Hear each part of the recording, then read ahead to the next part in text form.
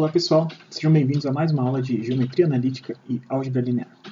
Conforme eu falei na aula da semana passada, essa semana a gente não vai conseguir fazer aula ao vivo por conta da formatura dos cursos concomitantes. Eu sou coordenador do curso de Fabricação Mecânica, então eu estarei presente na formatura exatamente no horário da nossa aula. Então a gente vai fazer uma aula num formato um pouco diferente, né? Vou fazer uma aula gravada aqui para vocês. A ideia é que a gente faça uma aula um pouco mais compacta do que a aula da semana passada, pelo menos a gravação, tá? Então eu vou passar toda uma teoria, a teoria da aula de hoje eu vou passar para vocês aqui nessa gravação, mas a ideia é que eu deixe um tempo para vocês fazerem os exercícios que a gente vai ver mais para frente para praticar os conceitos dessa aula, tá?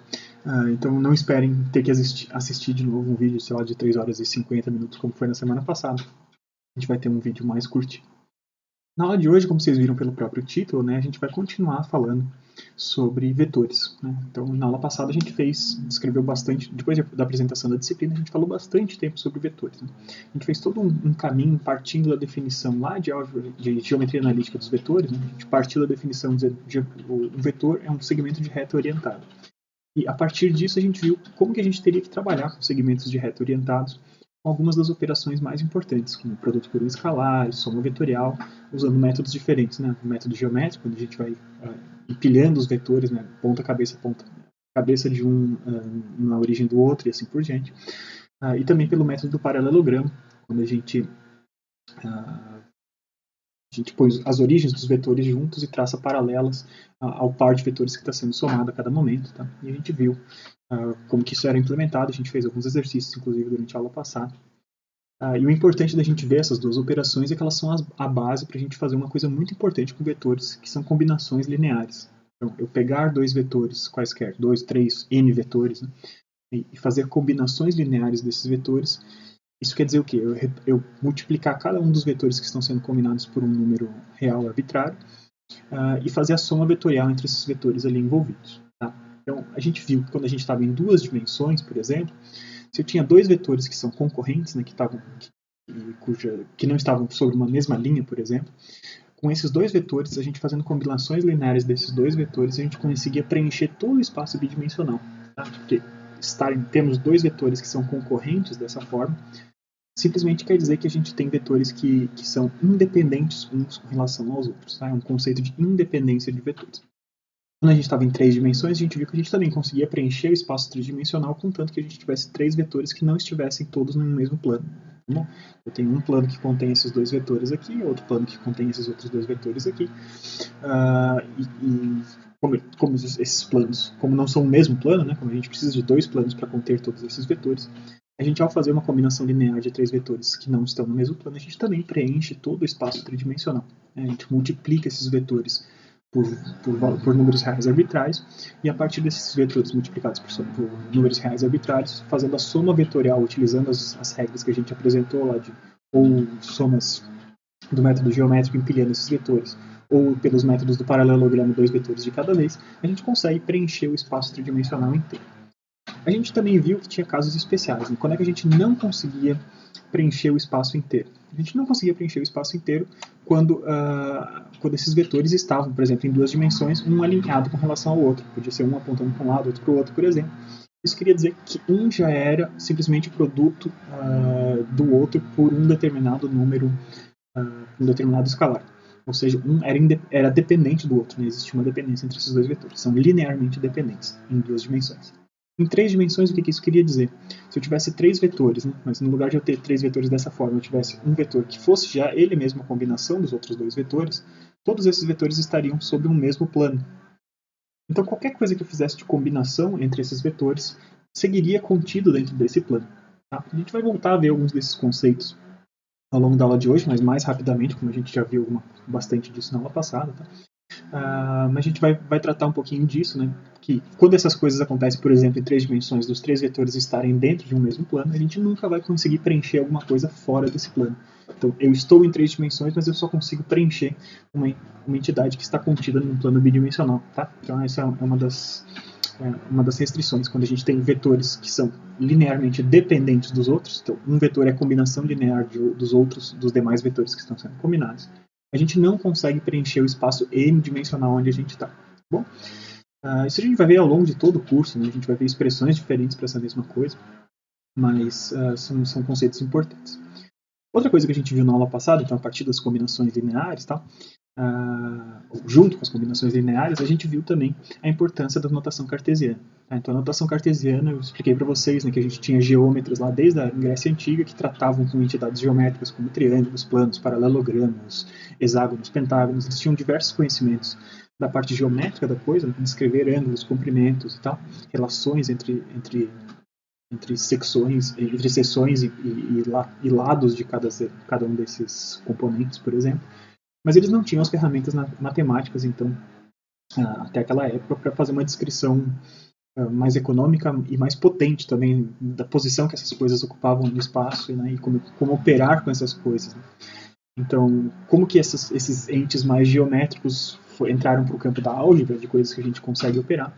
Para a gente fazer isso, uma grande contribuição veio lá de Descartes. Né? A gente tinha visto que René Descartes tinha proposto que a gente descrevesse posições de coisas dentro de ou planos ou espaços, né, a partir de uma origem, e a partir dessa origem brotavam eixos que eram perpendiculares uns com relação aos outros. Né? Então, em duas dimensões, a gente tinha o eixo x e o y, né, aqui para vocês ficarem na direção certa, o eixo x e o eixo y, e qualquer ponto do espaço ele podia ser referenciado a partir da distância em x, que a gente tinha que caminhar até chegar na coordenada x, e a distância em y, que a gente tinha que caminhar até chegar na coordenada y. Três dimensões a mesma coisa, só que a gente tinha x, y e o z também. Né? Então, caminhava no x e y e depois caminhava também para o z.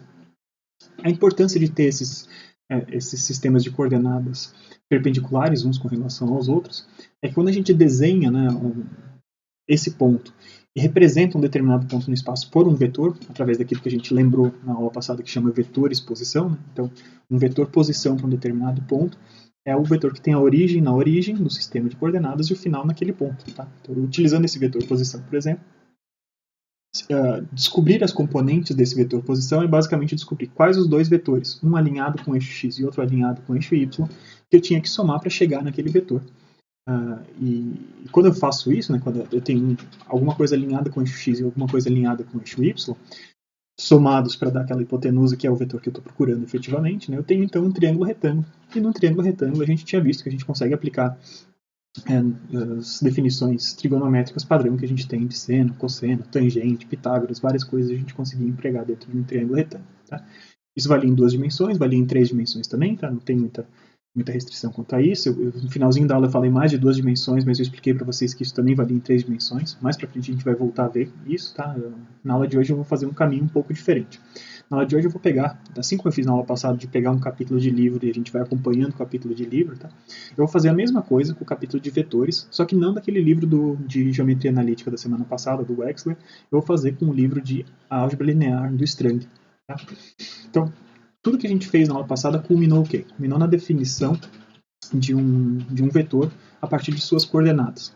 Né? Então, se a gente está juntando a definição de vetor com um segmento de reto orientado, as ideias de Descartes de descrição desse vetor a partir das coordenadas, né, do seu ponto final com relação à origem, juntando tudo isso eu posso representar um vetor, eu não preciso mais desenhar o vetor como uma setinha orientada, eu posso representar um vetor perfeitamente apenas com as coordenadas que definem, coordenada x e coordenada y desse vetor. Tá? Então, é nesse ponto que a gente tinha parado na aula passada, e a gente parte agora, a gente meio que recomeça a introdução de vetores a partir desse ponto, né, que é o ponto de partida que o Strang escolhe para começar a falar de vetores. O professor Strang, do Introdução à Álgebra Linear, ele começa tratando de vetores não como um segmento de reto orientado, ele simplesmente trata como coisas dentro de coordenadas. Tá? Eu vou seguir a aula mais ou menos como eu fiz na semana passada, acompanhando o capítulo do livro. A maior parte do tempo vocês vão ver, eu vou mostrar daqui a pouquinho aqui a minha tela do tablet, tá? Que eu vou passando para vocês os principais conceitos do livro aqui, desse capítulo ao longo dessa aula. Mas de vez em quando, se tiver alguma coisa que eu preferir aparecer, eu também ligo a câmera aqui e vocês vão passar a me ver de novo, tá? Então, só deixa eu ver aqui como é que... Vou só um pouquinho. Vamos só minimizar isso aqui por enquanto. Só deixa eu destravar aqui, deixar aberto o meu capítulo de livro para eu não me perder ao longo do caminho. E vocês já vão começar a ver.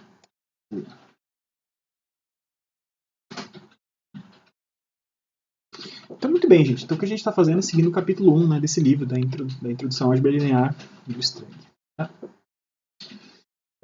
Então, ele já começa falando, né, que o coração da álgebra linear como um todo, né, ele descreve, então, o coração da álgebra linear são as combinações lineares que a gente tinha visto na aula passada. Essas combinações lineares, como eu falei para vocês, é a mistura de duas operações básicas de vetores, né, que então é um produto de um vetor por um escalar, tá bom?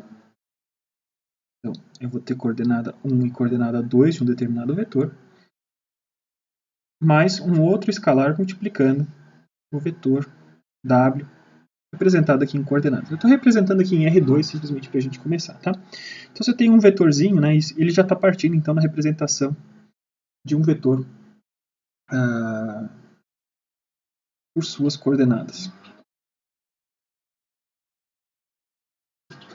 O que é interessante da gente partir desse ponto de partida, no lugar de partir de outras coisas, tá?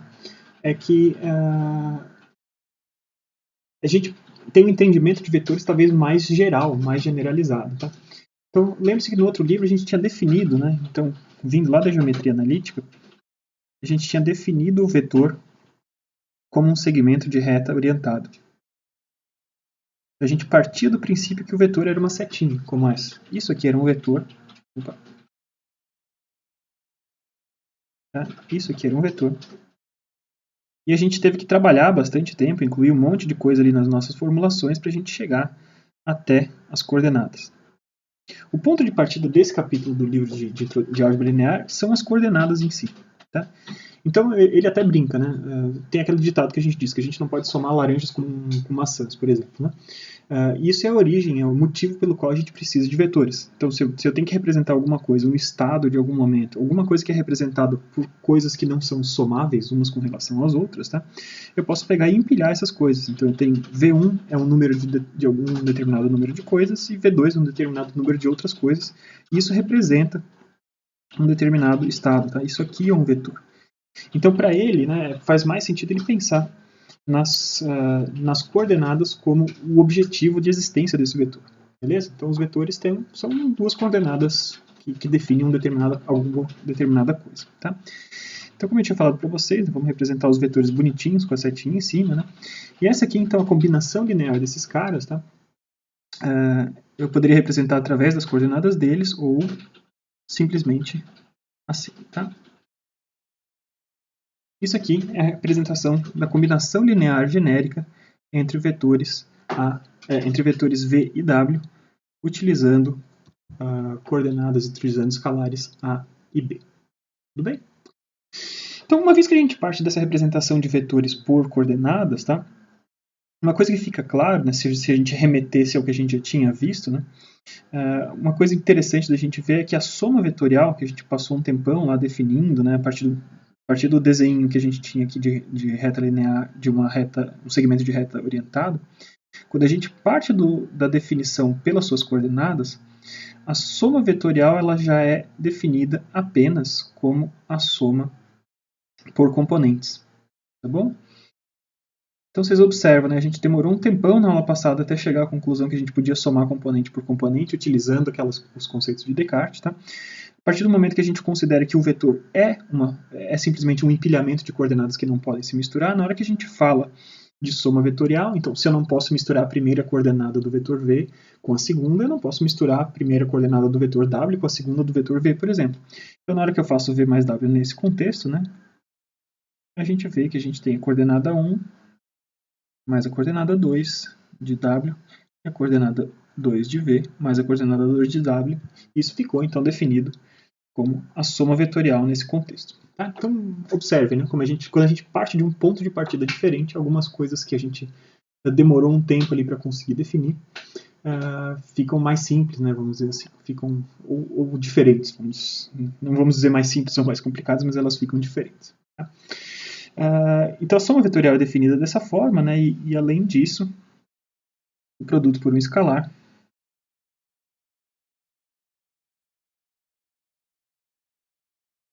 também fica mais diretamente interpretado como alguma coisa que é realizada por componentes. Tá? Então, A vezes V vai ser A multiplicando o vetor, tá? E a gente sempre vai representar o vetor dessa forma, tá? Empilhadinho na vertical. O produto desses caras vai ser A vezes V1, A vezes V2. E a gente tem, então, os vetores que são resultantes dessa questão, tá bom?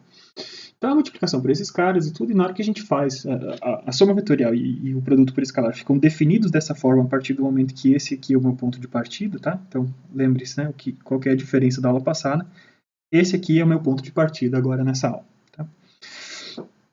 Se o vetor é um empilhamento de coordenadas, a soma vetorial e o produto por escalar ficam definidos dessa forma.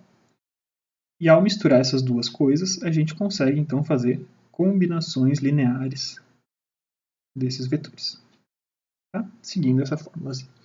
Então, por enquanto, não temos grandes novidades, né? Mas a gente vai começar a tratar algumas coisas importantes. Tá?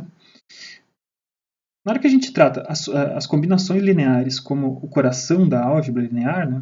Que vai ser o ponto de partida a partir do qual a gente vai definir o restante das coisas, né? Ele define coisas importantes. Né? Então, como é que a gente define? Então, como é que eu posso utilizar a linguagem das combinações lineares, por exemplo, para entender algumas coisas que a gente definiu antes também de outras formas, tá? Então, eu posso utilizar combinações lineares para descrever o que é a soma de vetores. O que seria a soma de vetores, sob a ótica de combinações lineares? A soma de vetores nada mais seria, tá, do que a combinação linear de A e W quando A e B forem iguais a 1. Então, perceba, eu tenho dois vetores. Se eu quiser fazer a soma desses dois vetores, era como se eu procurasse a combinação linear entre esses dois vetores quando eles estivessem multiplicados por 1 nos dois momentos, tá bom? Outra coisa que fica muito clara desses caras, né, seguindo adiante, seria a diferença, né, a subtração de vetores, tá? Então, vou botar aqui diferença. Vamos botar subtração, né? A diferença fica mais clara em inglês. Então, subtração de vetores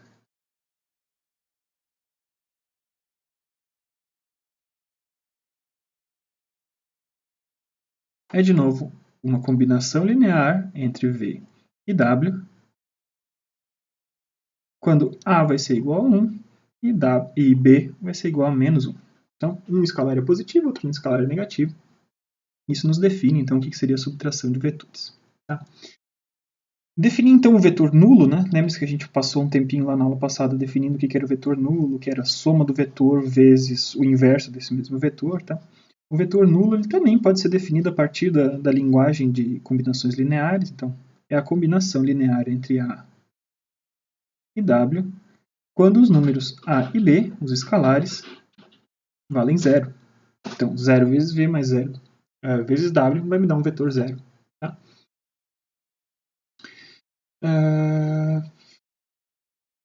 Acho que isso seriam as coisas interessantes da gente fazer. Tá? Uma coisa interessante que ele fala, né, então é o seguinte, perceba, né, a gente tinha partido do princípio agora que a gente estava falando principalmente das coordenadas e não tanto da representação desse cara. O que não quer dizer que a gente não possa representar. Né? Então eu tinha falado para vocês lá que a representação cartesiana do espaço ele determinava um número para uma determinada direção e outro número para outra determinada direção. Então eu tinha um número que definia o que era a posição em x, então eu tinha x e y, e a partir de um determinado ponto no espaço eu estava a quantos metros desse ponto que eu tinha chamado de origem, né? Quantos metros eu estava na direção de x, isso definia uma coordenada, e quantos metros eu estava a partir dessa origem na direção de y, isso definia uma outra coordenada. Ora, quando a gente está partindo das coordenadas, né, não necessariamente eu preciso estar dizendo que x e y são distâncias, né, distâncias físicas em metros a partir da origem. Eu poderia ter cada um dessas coordenadas aqui representando alguma coisa. Poderia estar representando, sei lá, o preço do dólar no dia, é uma das coordenadas. E o outro é o volume de divisas que o Brasil tem. Então, observe, se eu pensasse simplesmente na descrição cartesiana, né, não faria muito sentido eu ter uma representação num plano como esse.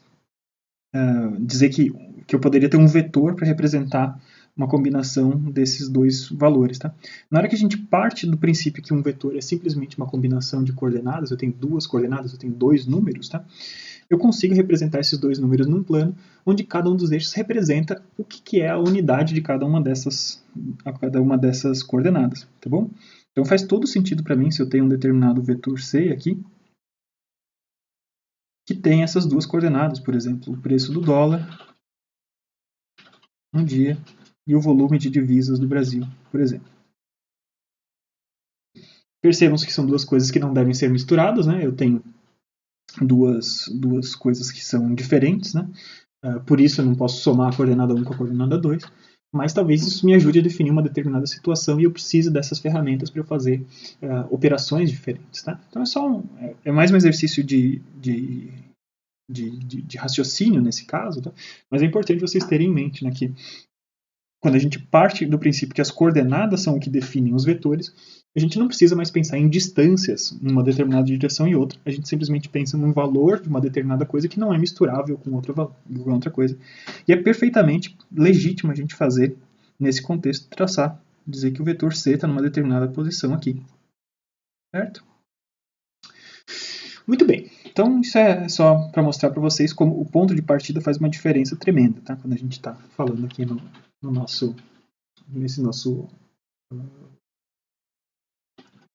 contexto aqui, né, de vetores dentro da álgebra linear, tá?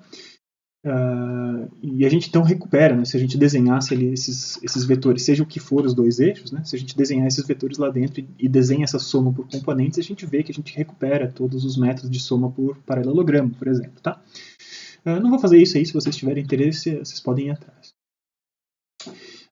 Então, uma coisa que a gente estava falando, né, a gente estava usando as duas dimensões para fazer essa introdução aos vetores, né, mas a gente pode passar para 3 dimensões muito rapidamente. Tá? Então, como é que a gente passa para 3 dimensões?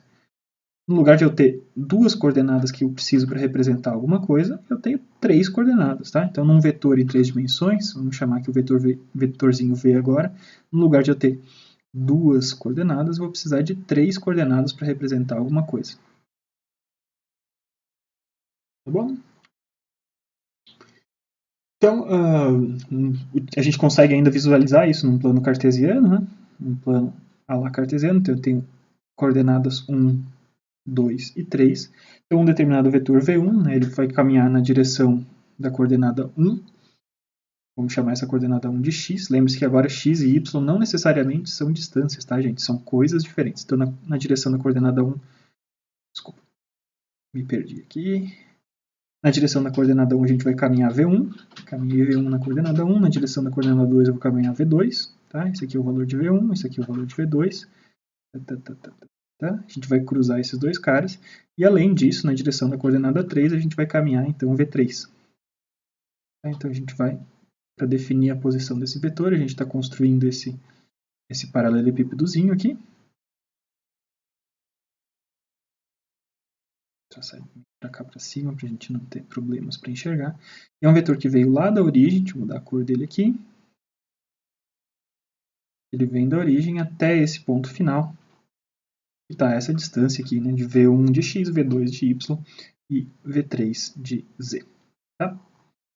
Então a representação gráfica desse camarada é assim, e de resto as mesmas coisas que a gente estava fazendo anteriormente se aplicam, vetor soma, vetor diferença e tal.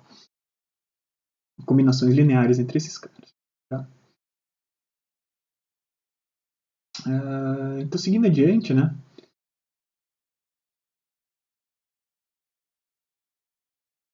Então, vamos pensar, né? Vamos pegar uma observação aqui dele e vamos tentar buscar qual que seria, como é que a gente faria, então, essa combinação linear de vetores em 3 dimensões para 3 vetores definidos lá dele. Tá? Então, ele diz que vetor, vai chamar o vetor A de 1, 0, 3, por exemplo. Tá? Coordenada 1 vale 0, coordenada 2 vale 3, coordenada 1 vale 1, coordenada 2 vale 0, coordenada 3 vale 3. Vetor B, coordenada 1 vale 1, coordenada 2 vale 2, coordenada 3 vale menos 1. E o vetor C, eu tenho coordenada 1 vale 2, coordenada 2 vale 3 e coordenada 3 vale menos 1. Ele está querendo saber quanto é que vale, então vamos tentar descobrir quanto é que vale a combinação 1 vezes A mais 4 vezes B menos 2 vezes o C. Ele quer saber qual vetor que dá isso. Então lembre-se que a gente pode sempre fazer aqueles processos por coordenadas, tá? Tudo que a gente tinha visto anteriormente vale por coordenadas. E é interessante, quando a gente está pensando em vetores a partir da sua representação de coordenadas, escrever equações vetoriais da seguinte forma, né? Então, 1 vezes o primeiro vetor, 4 vezes o segundo vetor, menos 2 vezes o terceiro vetor. E a gente pode fazer todas essas contas coordenada por coordenada. Então, o primeiro vetor eu tenho o número 1 multiplicando por 1, tem 1. Primeira coordenada do segundo vetor, 4 vezes 1 dá 4, 1 mais 4, 5. Terceira coordenada, menos 2 vezes 2 dá menos 4. Eu já tinha 5, menos 4, me sobrou 1. Vetor resposta. Tranquilo? Segundo vetor, 1 vezes 0 dá 0, 4 vezes 2 dá 8, então 0 mais 8, 8. Menos 2 vezes 3 dá menos 6, então mais 8 menos 6, tem 2. E finalmente, última linha, 1 vezes 3 dá 3, 4 vezes menos 1 dá menos 4, então 3 com menos 4 dá menos 1, e menos 2 vezes menos 1 dá mais 2, menos 1 com mais 2 dá... fiz alguma conta errada aqui, gente? Não, era isso mesmo, né? Tá certo, né? Então, 3, 4 vezes menos 1 dá menos 4, menos 1, menos 2 vezes menos 1 dá mais 1, dá mais 2, com menos 1 de antes deu 1. Então, com essa combinação, com esses vetores aqui, a gente conseguiu gerar essa combinação, e é assim que a gente opera, então, as combinações lineares. Tá? Então, sempre que a gente está fazendo essas combinações lineares, uma coisa interessante da gente observar, como a gente pode botar qualquer número aqui nesses escalares que multiplicam os, os vetores em si, né? Eu posso sempre botar, né, se eu usar todos os escalares, vamos botar aqui uma observação, tá? Se todos os escalares que eu usar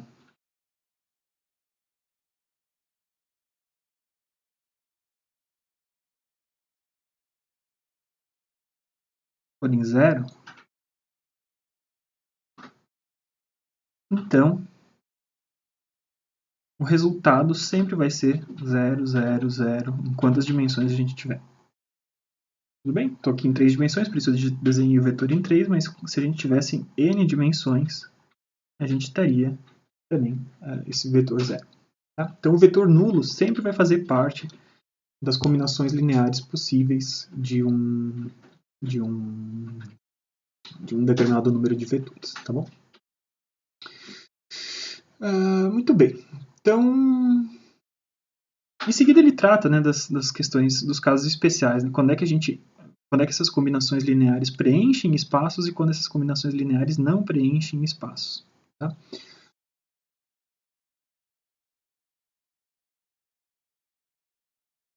Então vamos ver o seguinte. Eu vou pular aqui uns probleminhas dele, tá?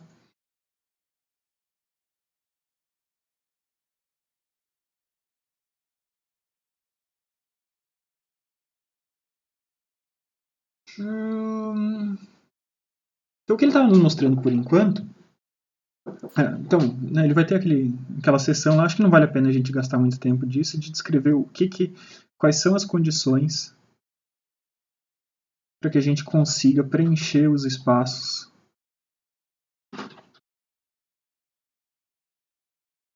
que a gente estiver trabalhando. Quais são as condições que eu tenho que ter, por exemplo, entre dois vetores para que esses dois vetores preencham totalmente o espaço com o qual a gente está trabalhando. Então, se eu estou em R2, por exemplo, né, os dois vetores não podem estar alinhados.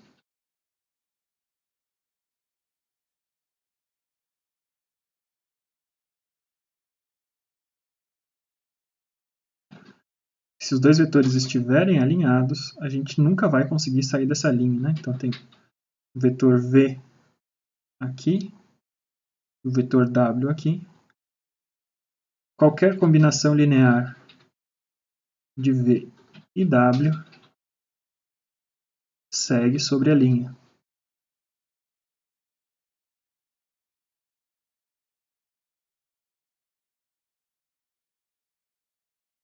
Em R3, coisa que a gente já tinha visto na aula passada, e eu repeti agora no começo da aula, né? Os 3 vetores que eu vou utilizar não podem estar num plano.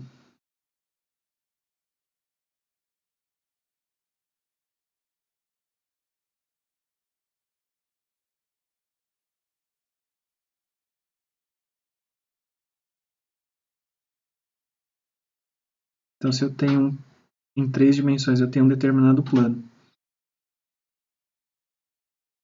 e eu estou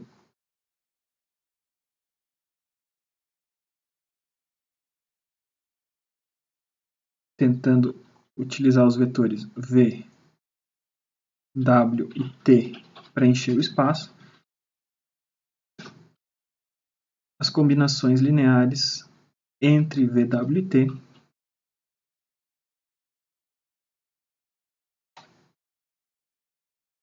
seguem sobre o plano.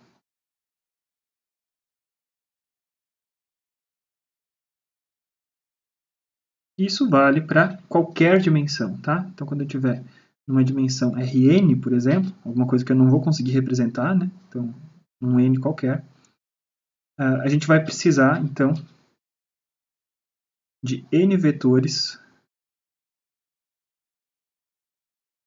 que sejam linearmente independentes uns dos outros.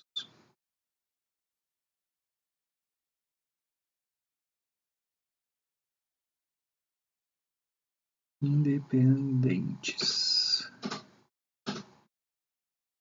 uns dos outros. E o que é ser linearmente independente, né? Vamos lá, só destacar essa palavrinha aqui, né? Essa expressão. Isso quer dizer que cada vetor usado não pode ser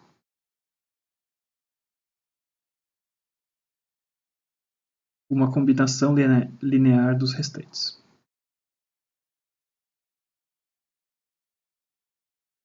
Tá bom? Então isso é um fato muito, muito importante, né? Quando que eu consigo preencher um espaço, então está associado com a independência linear desses vetores. Tá? Vamos seguindo aqui mais um pouquinho. Né? Por enquanto que a gente tinha visto, né, naquele exemplinho básico, era se eu sabia quais eram os vetores e se eu sabia quais eram os escalares pelos quais eu estava multiplicando, eu queria descobrir qual que era o vetor, a combinação linear resultante. Mas geralmente o que a gente tem não é exatamente isso. Né? O que a gente tem, na verdade, é o contrário. A gente quer descobrir quais escalares. Geralmente o meu problema é o seguinte: quais escalares eu devo utilizar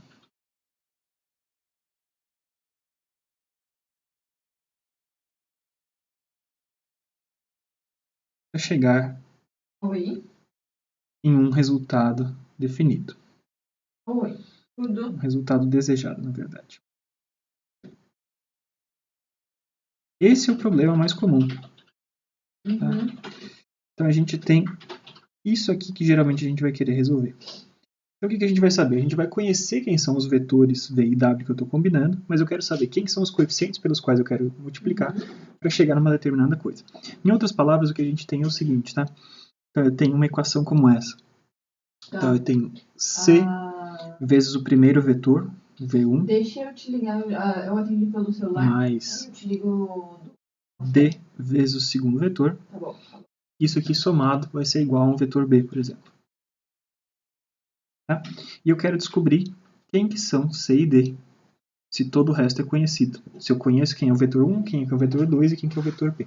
Tá? Então vamos supor aqui que nesse caso, né, pegando o exemplo que ele tem no livro dele, né, o vetor 1 valha 2 e menos 1. O vetor 2 valha menos 1 e 2. Certo? Oi. E o vetor B que eu quero chegar vai ser o vetor 1 e 0. Então eu quero saber o que? Eu quero saber C vezes o vetor 1, 2 e menos 1, mais D vezes o vetor menos 1 e 2 vai ser igual a 1 e 0. Eu quero descobrir quem que são C e D. Tá? Então, isso aqui é uma forma de representação de um sistema de equações, na verdade, né? Então, eu quero descobrir dois valores e para cada um desses caras a gente pode escrever uma equação. Então, como a gente não pode misturar as coordenadas 1 desses vetores todos, tá? A gente pode escrever uma equação referente à primeira linha, por exemplo. O que nos diz a primeira linha?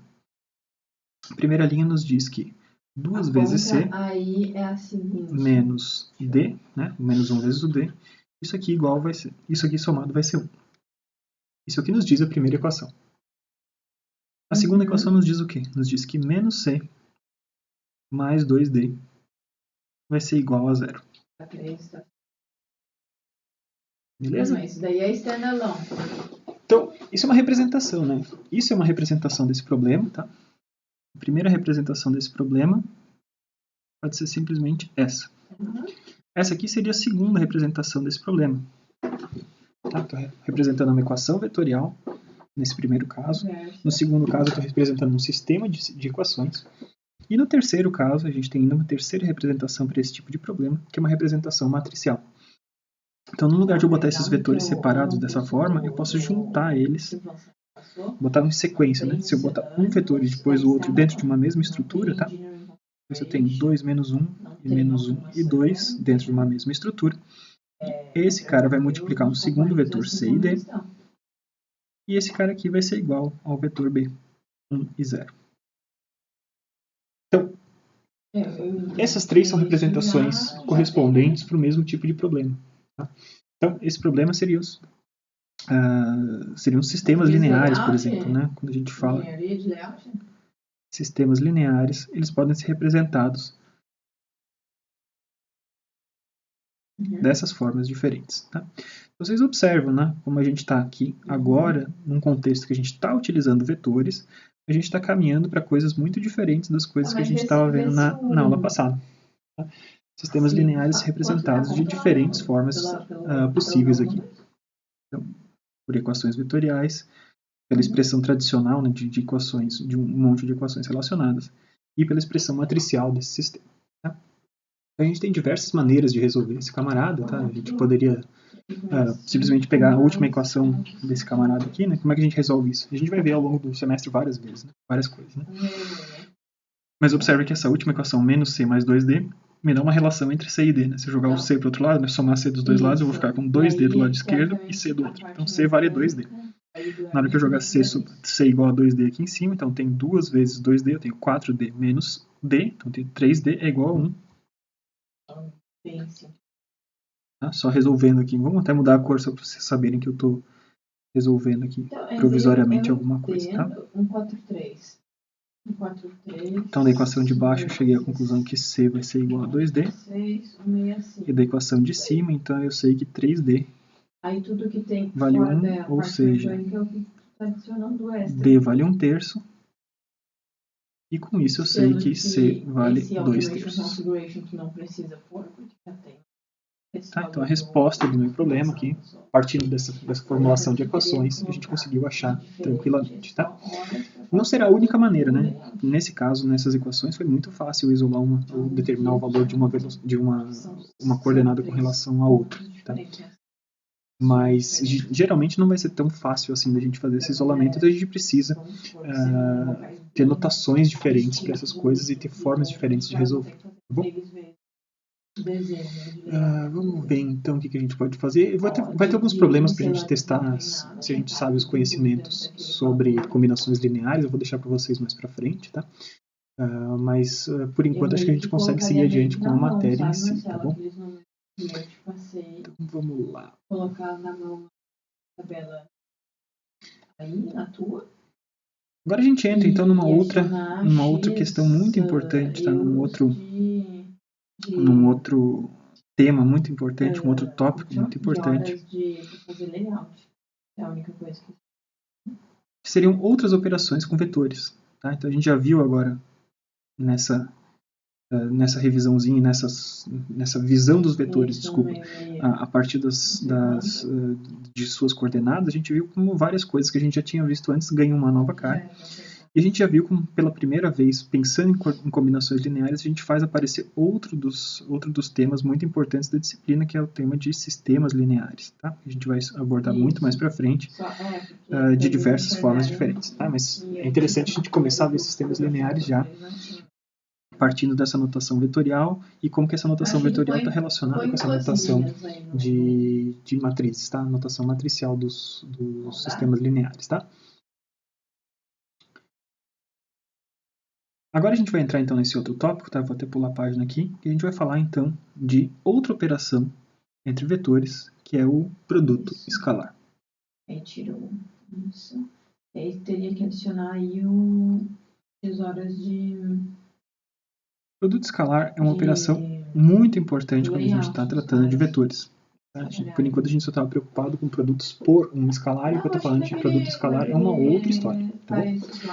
Então, tudo que a gente estava falando até agora, a gente estava tratando basicamente de formas diferentes de somar vetores. Né? Vetores, tudo bem, eu podia aumentar a escala dele multiplicando por um escalar, eu dobrava o comprimento do vetor, mas depois o que eu estava fazendo com ele numa combinação linear era simplesmente uma soma.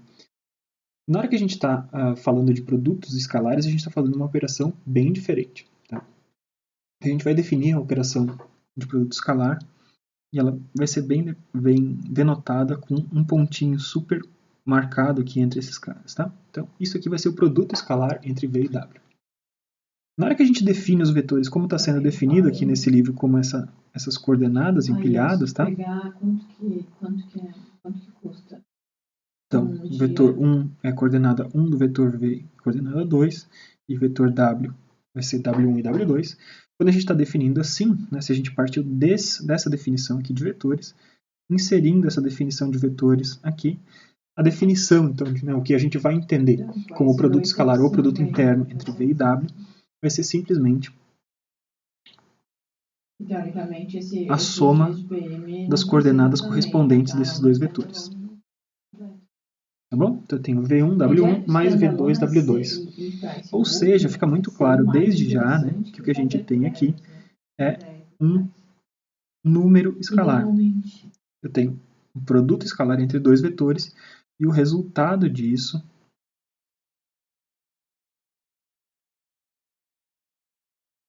é um escalar. Então a gente está reduzindo a dimensão, entre aspas, né? O que a gente tinha ali antes era um vetor, por exemplo, bidimensional. Na hora que a gente está fazendo um produto interno entre esses dois caras, ele vai vir alguma coisa que tem uma dimensão apenas, é um escalar, tá? Então, o que são os casos importantes desse caso? Né? Então, perceba, quando a gente parte dessa definição de álgebra linear de produto escalar, a gente está falando sobre produtos entre coordenadas de cada um desses caras, tá? Se a gente partisse, tá? Porque esse aqui é um pequeno parênteses, tá? Se a gente estivesse partindo da ótica de geometria analítica, se eu estivesse começando pelo lado de geometria analítica, pensando em vetores enquanto retas orientadas e tal, eu não conseguiria definir o vetor dessa forma, porque isso aqui depende da representação meio cartesiana dos vetores. Tá? Na geometria analítica, a gente vai definir o vetor do produto escalar de uma outra forma. Tá? Então, V produto interno com W vai ser a norma de V, a norma de W e o cosseno entre esses dois ângulos. Né? Então você percebe que já tem aqui um ângulo envolvido, a gente já tem muita interpretação geométrica dos vetores. Tá? Tem o vetor V e o vetor W, por exemplo. Eles fazem um ângulo θ entre eles. E da geometria analítica era assim que a gente definiria então um produto escalar. E a partir de então a gente faria várias coisas. Tá? Então isso aqui é apenas um parênteses. O que a gente vai trabalhar é com essa definição aqui. Se os vetores são entendidos, né, nessa nossa aula de hoje como simplesmente empilhamento de coordenadas, a gente pode definir um produto escalar a partir desse momento e a gente vai ver o que é as consequências desses caras. Tá? Então, o primeiro exemplo que o Strang traz no livro dele, né, é o exemplo dos seguintes vetores. Tá? Tem um vetor 4 e 2 e outro vetor menos 1 e 2. Era a conta do Paulo? Um quarto? Um terço? O que era? E a gente vai fazer o produto escalar desses dois caras. Tá? Então vamos na nossa definição, pegar a primeira coordenada de um vezes a primeira coordenada de outro. Isso aqui vai ficar 4 vezes menos 1, mais segunda coordenada de 1, 2, Tá bom. segunda coordenada do outro, 2. O produto escalar desses dois caras dá 0. Acho que faz sentido, né? 3 semanas. Achar um produto escalar que vale 0, tá? Então, quando Não vai fazer mais, já vai ser mais PM. o produto escalar de dois vetores dá 0, Nenhum. isso é um caso muito especial, tá? Que a gente sempre tem que tomar atenção, tá? Prestar muita atenção. E esse caso, quando o produto de dois vetores dá 0, isso quer dizer que o ângulo entre eles vale 90 graus, ou seja, são perpendiculares.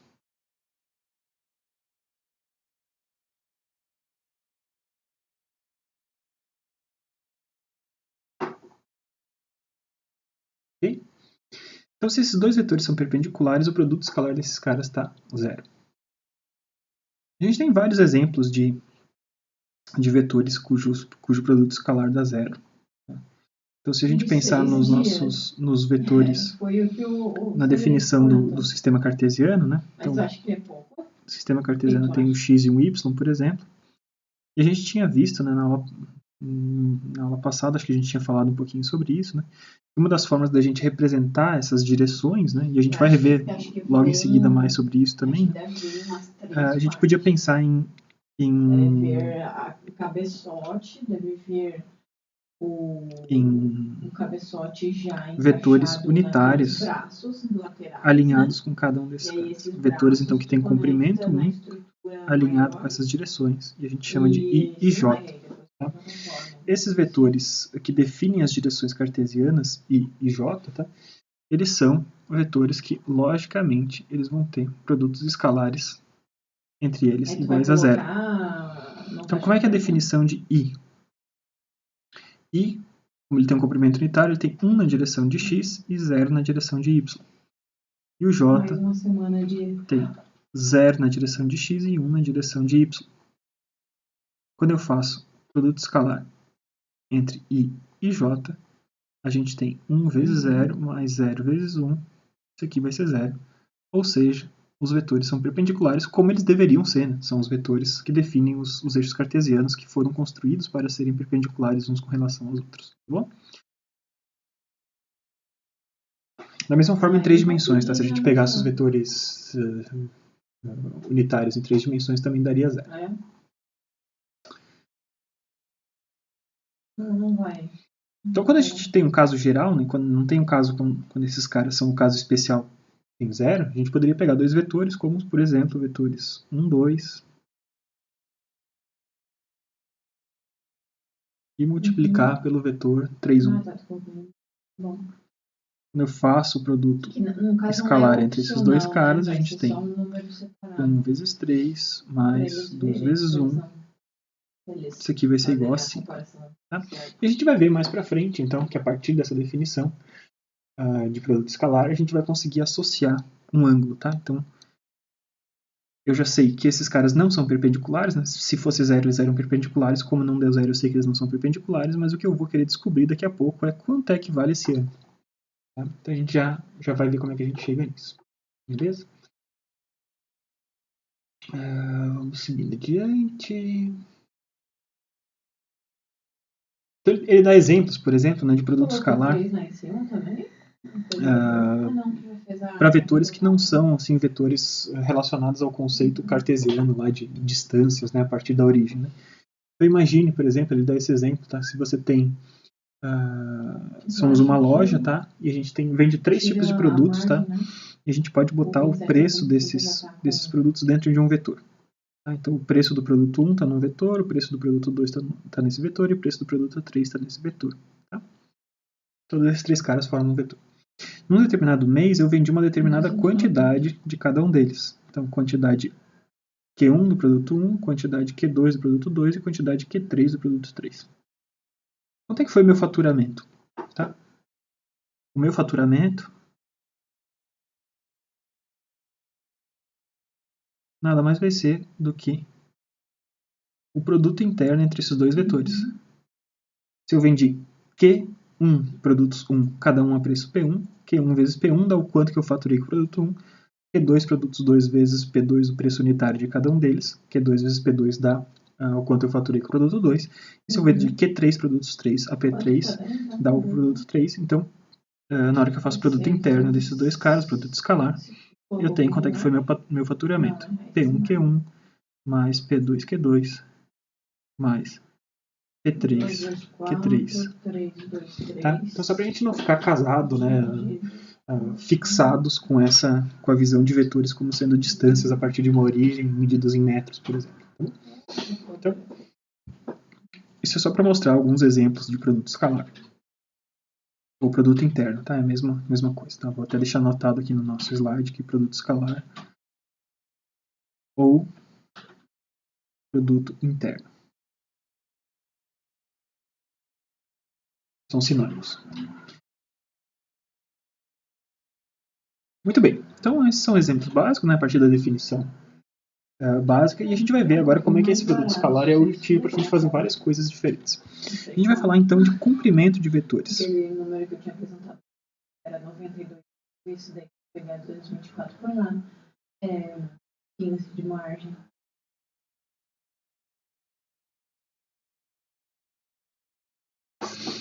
Vamos tentar fazer o seguinte, tá? Vamos ver um vetor multiplicado por ele mesmo, produto interno com ele mesmo.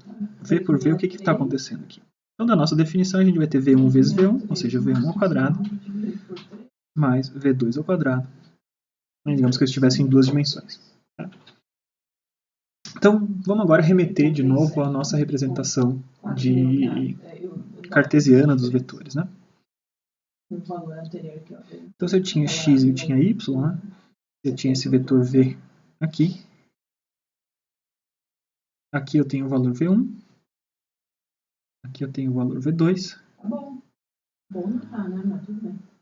Então eu posso pegar esse vetor v2 e deslocar ele para lá, né? Tá lá fora.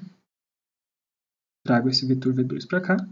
V1 Então, e V2. basicamente, eles queriam um negócio que fosse... E na hora que eu faço essa transposição desse vetor para o lado de lá, a gente faz aparecer, como esses eixos são perpendiculares uns com relação aos outros, a gente faz aparecer, então,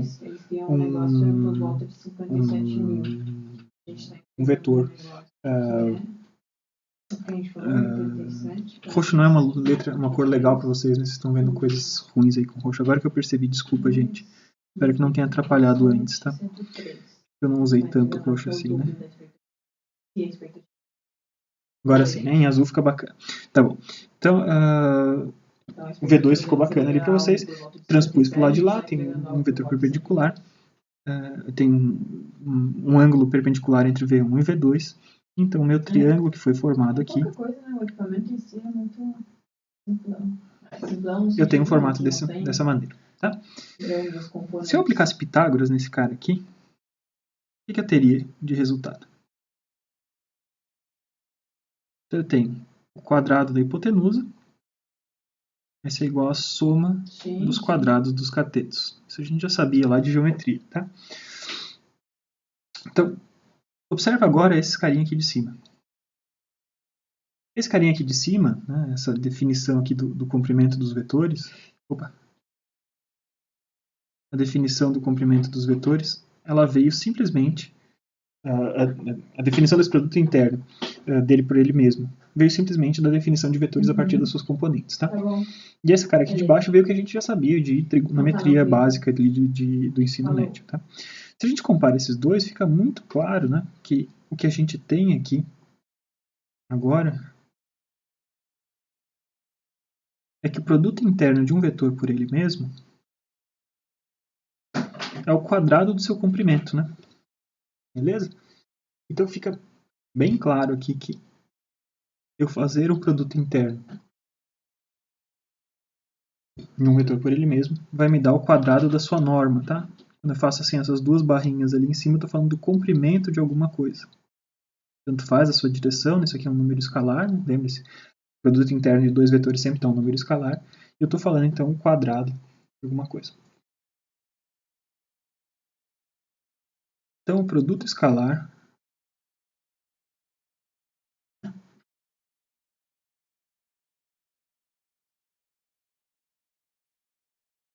de um vetor por ele mesmo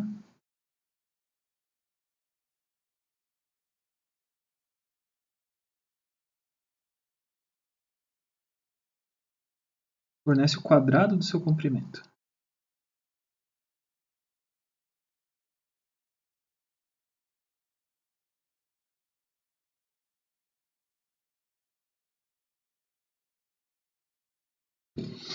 Beleza? Então vamos pegar ali um exemplo qualquer, né, como ele geralmente faz. Eu tenho um vetor, por exemplo, que vale 1, 2, 3. Um vetor em 3 dimensões. Ficando essa definição aqui, a gente estava mostrando para 2 dimensões, mas isso vale para n dimensões também, tá? Então, V interno V vai ser 1 vezes 1, mais 2 vezes 2, mais 3 vezes 3. Isso aqui vai dar 1 mais 1 mais 4, 5, mais 9, 13. Eu sei que o comprimento desse vetor, 14, né? Desculpa. Então eu tenho 14, tá? Então, esse vetor, então, ele vai ter um comprimento quadrado, o comprimento ao quadrado desse vetor vale 14. Tá? E se a gente está em n dimensões, tá? Então,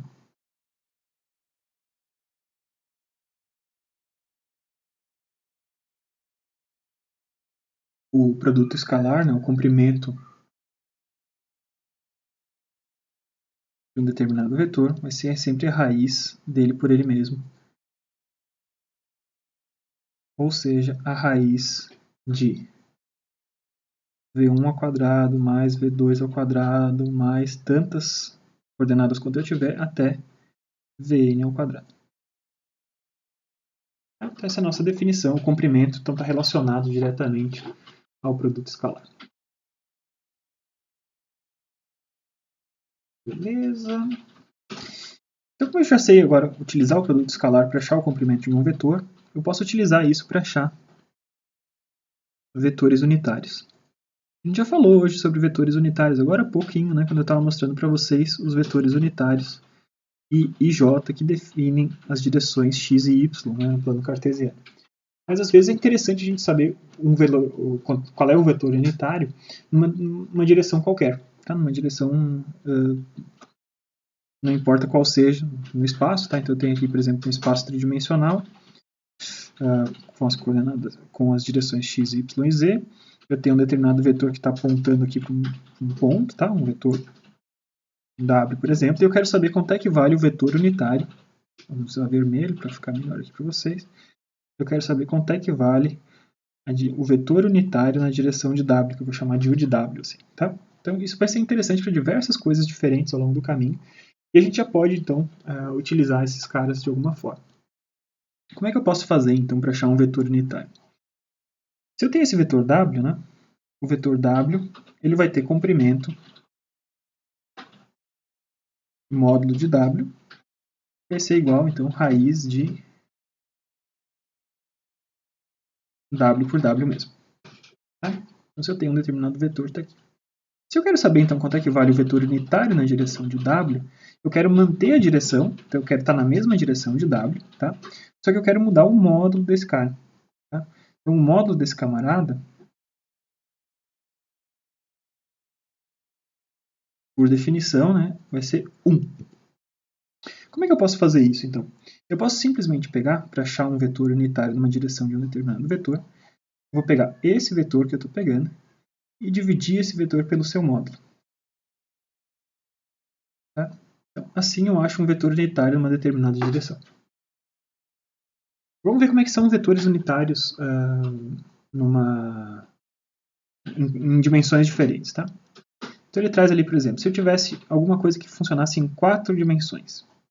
E lembre-se, né, quando a gente está falando aqui em álgebra, tanto faz as dimensões, tá? A gente está em 4 dimensões, isso não é que o espaço quadridimensional foi inventado. São simplesmente 4 coordenadas que definem alguma coisa de interesse. Né? Então, para definir um determinado estado, eu preciso coordenada 1, 2, 3 e 4.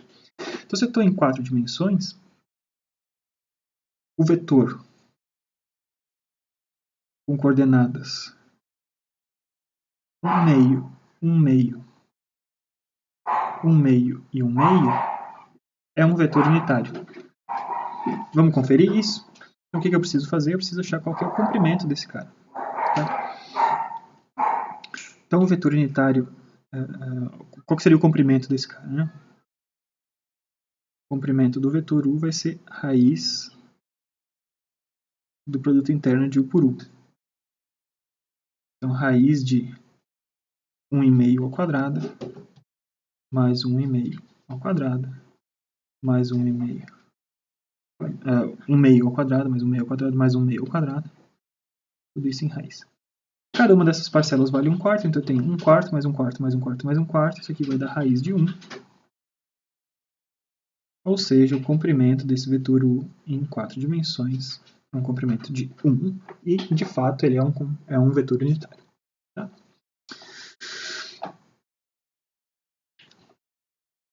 Para uma direção qualquer, que a gente tem um determinado plano, tá? O vetor unitário dessa direção qualquer está associado às seguintes coisas. Está associado ao cosseno do ângulo e ao seno do ângulo. Então, em 2 dimensões, vamos desenhar esse cara aqui, tá? Vamos chegar a essa conclusão aqui. Então, tem direção x, direção y, o U está aqui desenhado, e esse U faz um ângulo θ com relação ao eixo x. Tá? Se esse vetor U é um vetor que tem comprimento igual a 1, tá?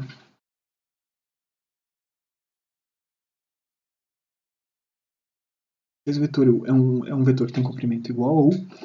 Vamos provar que esse vetor é o vetor unitário naquela direção definida. Como é que eu faço isso? Eu preciso ver se esse vetor com essas coordenadas, né? Lembre-se que cosseno e seno, os dois têm valores menores que 1, tá? A gente vai conferir então agora se isso faz sentido que esse vetor seja um vetor unitário nessa direção. Então vamos lá, comprimento de U vai ser raiz de U produto interno com 1. Quando a gente faz essa conta, eu vou ter cosseno ao quadrado mais seno ao quadrado. Isso é uma identidade trigonométrica muito conhecida, né? Isso parte lá do círculo trigonométrico, né? Que cosseno ao quadrado mais seno ao quadrado de um determinado ângulo, isso aqui sempre vai ser igual a 1. Tá? Então, quando eu estou num plano de 2 dimensões, esses ângulos aqui, eles vão nos dar... a partir do ângulo, desculpa, com as funções cosseno e seno, a gente vai conseguir achar o vetor unitário desse camarada. Tá bom? Então, sempre que a gente tem... Isso vale para 2 dimensões, tá? Mas isso vale para qualquer dimensão diferente também. Sempre que a gente fizer esses ângulos medidos com relação aos eixos definidos, tá? Então, quando a gente tem isso, né, o que a gente chama... a gente está falando de cossenos, né? As coordenadas de um ângulo, de um vetor unitário, né, a gente pode chamar de cossenos diretores.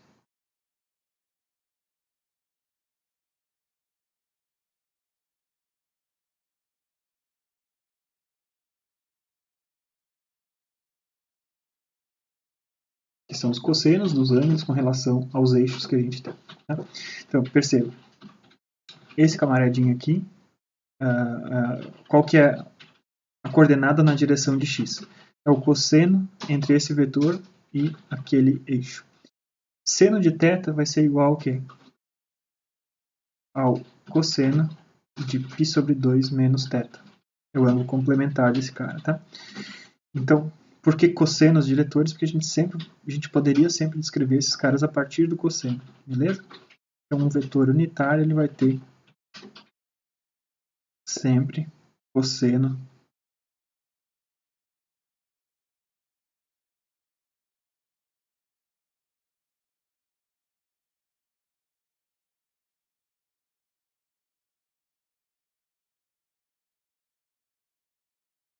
dos ângulos formados entre o vetor e cada um dos eixos diferentes, tá? Por isso que a gente fala de cossenos diretores ali dentro. Beleza? Então isso aqui é o que a gente chama de vetores unitários. A gente está dentro desse contexto, mostrando para vocês como é que isso funciona. Seguindo adiante, então, a gente já falou como é que funciona para achar um vetor unitário a partir de uma direção qualquer, né? Basta pegar o vetor e dividir pelo seu comprimento, isso vai dar certo, né? Com isso a gente vai achar esses cossenos, tá? Então, a partir disso aqui tudo, a gente pode achar uma outra coisa, né? Que seria parte da minha definição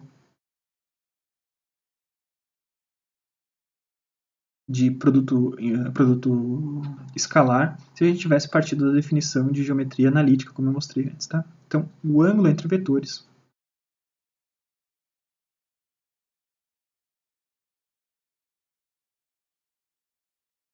está diretamente conectado também ao produto escalar entre esses dois caras.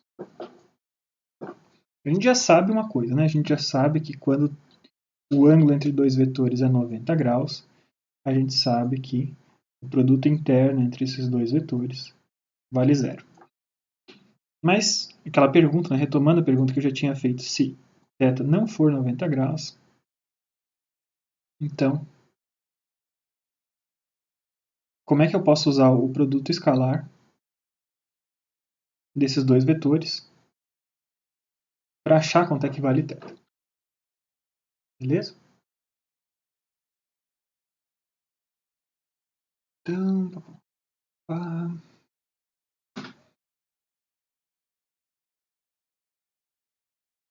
então ele mostra aqui, só pra gente ficar bem seguro, né? Ele mostra uma prova dessa primeira expressão aqui, que a gente simplesmente tinha descrito antes, né? Descrevido antes, sem falar grandes coisas sobre ela, tá? Ele mostra uma pequena provinha desse cara, tá? Então, acho que vale a pena a gente fazer, tá? Se os vetores são perpendiculares, tá? Se eu tenho dois vetores V e W que formam 90 graus, um com relação aos outros, tá? Um com relação ao outro, eu posso deslocar esse vetor W para outra ponta, tá? Eu tenho V e W desse jeito aqui.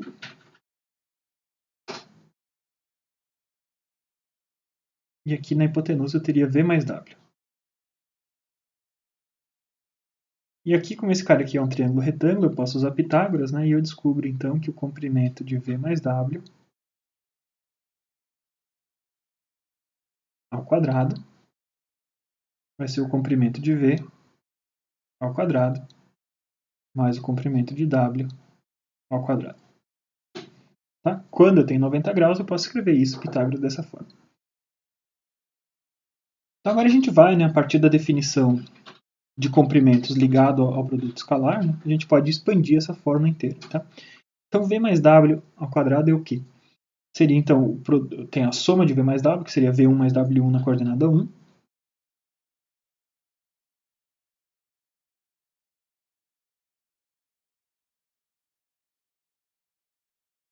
Aqui eu tô, calma aí, eu me perdi aqui no meio, calma aí.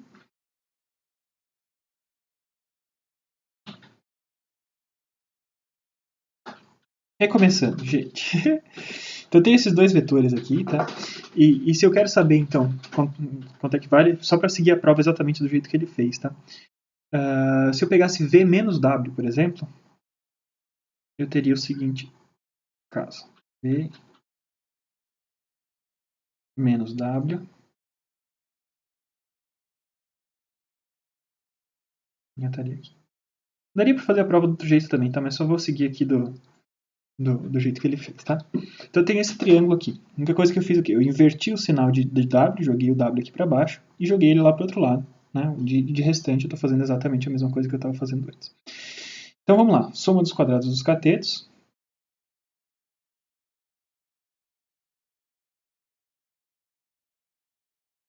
Vai ser igual ao quadrado do comprimento da hipotenusa, V menos W. E agora a gente vai utilizar a definição de produto escalar. Então eu tenho V1 ao quadrado mais V2 ao quadrado aqui, certo? Então simplesmente cada uma das coordenadas desse vetor multiplicadas por elas mesmas, mais W1 ao quadrado mais W2 ao quadrado. Isso aqui vai ser igual. Do outro lado eu vou ter quem?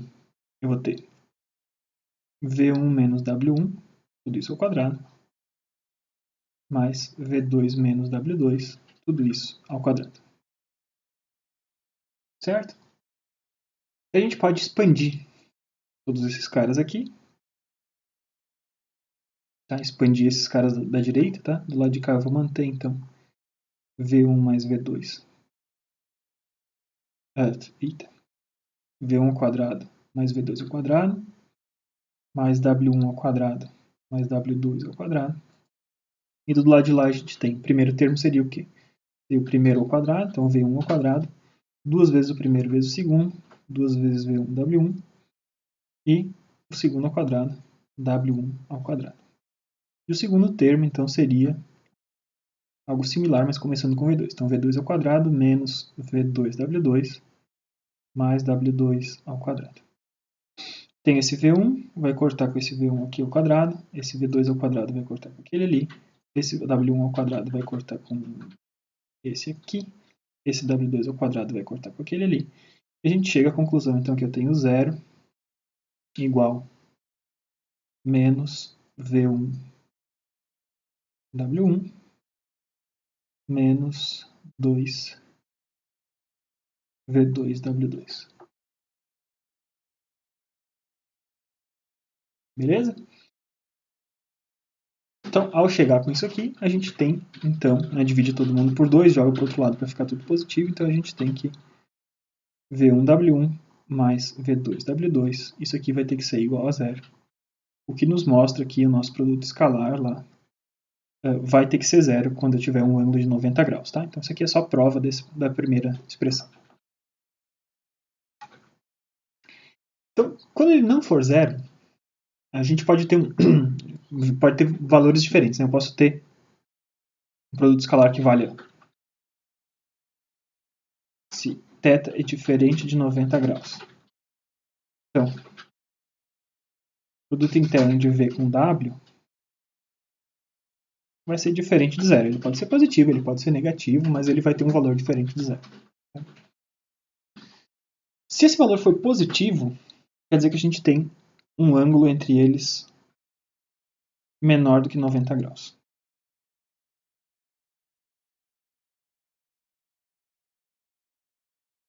Positivo. Então, θ vai ser menor do que 90 graus. E se o produto interno desses dois caras for menor do que 0,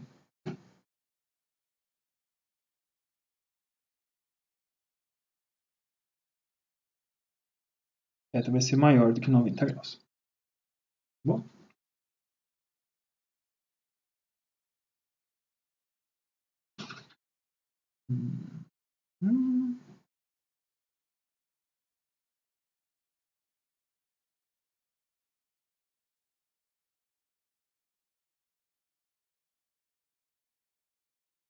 Então, seguindo adiante, tá? O que a gente vai fazer agora, a gente vai ver como é que a gente descobre quem que é esse ângulo. Então, a gente já tem essas coisas, tá? E a gente vai descobrir esses ângulos. Se eu faço um produto interno entre dois vetores unitários, tá?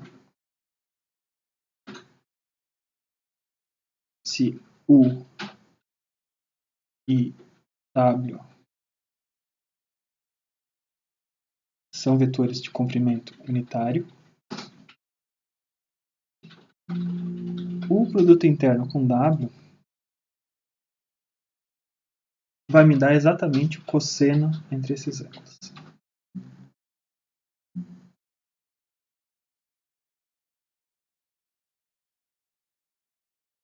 Beleza? Então, essa é uma definiçãozinha, tá? Então, vamos ver alguns exemplos, tá? Voltando ali para o plano XY, né, que a gente tinha antes. O vetorzinho unitário U está aqui, e ele vai ter, então, as coordenadas, como a gente tinha visto antes, de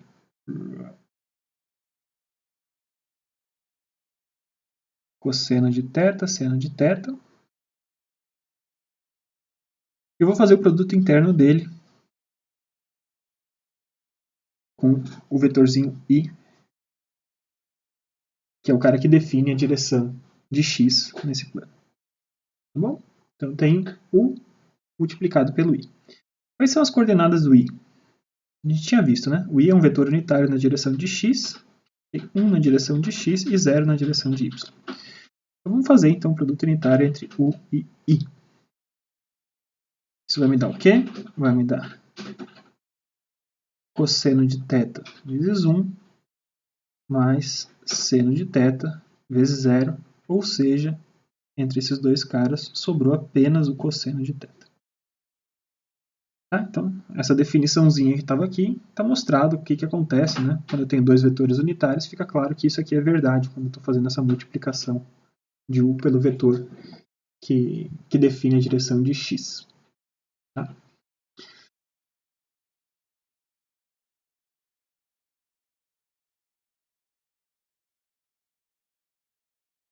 Então vamos pensar agora o que acontece quando eu tenho um vetor qualquer que não for vetor unitário. Quando eles são vetores unitários, a gente teve isso e a gente acabou de mostrar que o cosseno aparece. Né? Mas se o e w não forem unitários,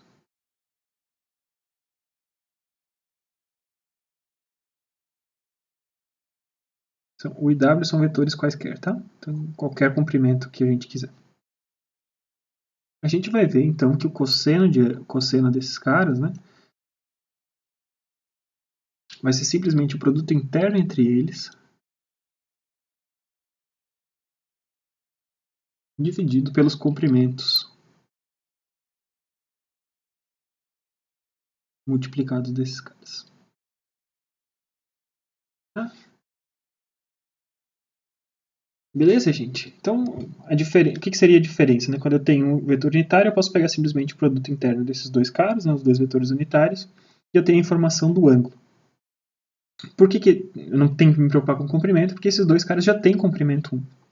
Quando eu tenho comprimentos que são diferentes de 1, né, para eu tirar a informação de comprimento, eu preciso dividir pelos comprimentos desse cara. Então, o que seria... Deixa eu mudar aqui de cor, né? Vamos aqui fazer dessa forma. U dividido pelo módulo de U, a gente tinha visto antes que isso aqui seria o quê? Seria o vetor unitário na direção de U.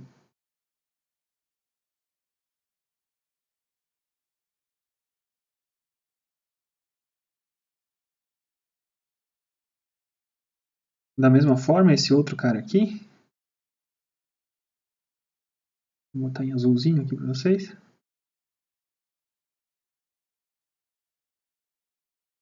W dividido pelo comprimento de W vai ser unitário na direção de W. E com isso, ao fazer isso, a gente recai, né? Como cada um desses é um vetor unitário, a gente recai na definição padrão ali do cosseno do ângulo, tá bom? Então uma coisa, essa formulazinha que a gente acabou de deduzir para o cosseno dos ângulos e tal, isso é uma fórmula muito importante, tá? A gente vai explorar algumas das consequências dessa fórmula agora em seguida, tá? Observe o seguinte, né? Cosseno de θ, a gente sabe que o cosseno ele sempre vai estar entre menos 1 e 1. Tá? Ele pode ser igual a menos 1, igual a 1, mas a gente sabe que pela função cosseno, né, ele sempre vai estar entre esses caras aqui. Como é que a gente lembra disso? Lembre-se lá no círculo trigonométrico, né, a gente tem então os ângulos todos. Quando a gente tem o ângulo de 0, seno de θ vale 1, cosseno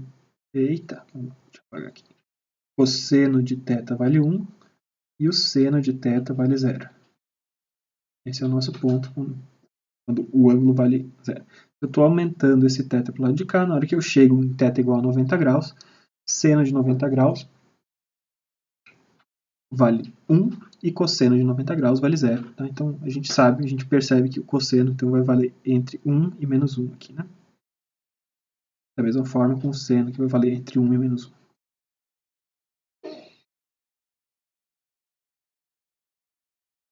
Beleza? Então a gente já sabia disso, tá? Então olha só, partindo desse cara aqui, eu sei que o cosseno de θ vai ser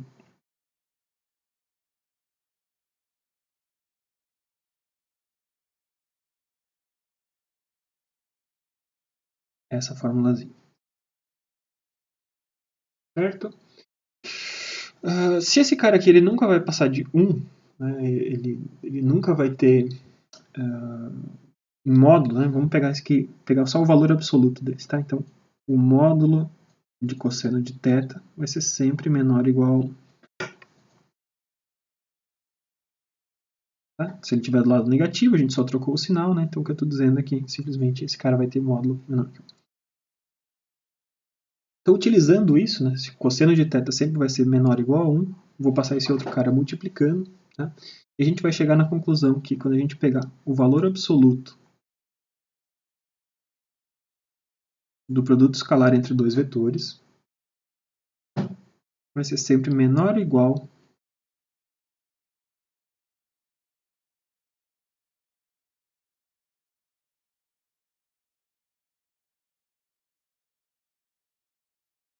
o produto entre os comprimentos desses vetores.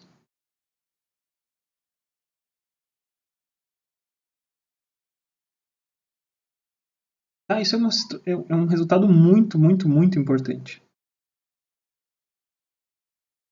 Vou deixar marcado aqui, grifado bem fortemente, grifado aqui para vocês verem. Tá?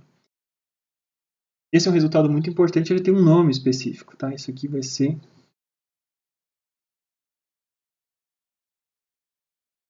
a desigualdade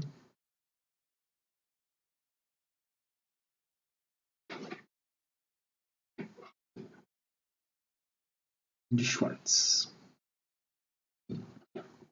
Tá? Então, se eu tenho dois ângulos, tenho dois vetores, e eu tenho um ângulo entre eles de θ, vetorzinho U, vetorzinho W. O valor do produto interno desses caras sempre vai ser menor ou igual ao produto dos comprimentos desses dois caras. Então, o comprimento desses caras aqui vale módulo de W, módulo de U. E eu sei que o produto interno desses dois caras sempre vai ser menor ou igual do que isso. Bom, então vamos ver alguns exemplos de aplicações dessas coisas, são aplicações importantes. Tá? Vamos descobrir então quanto é que vale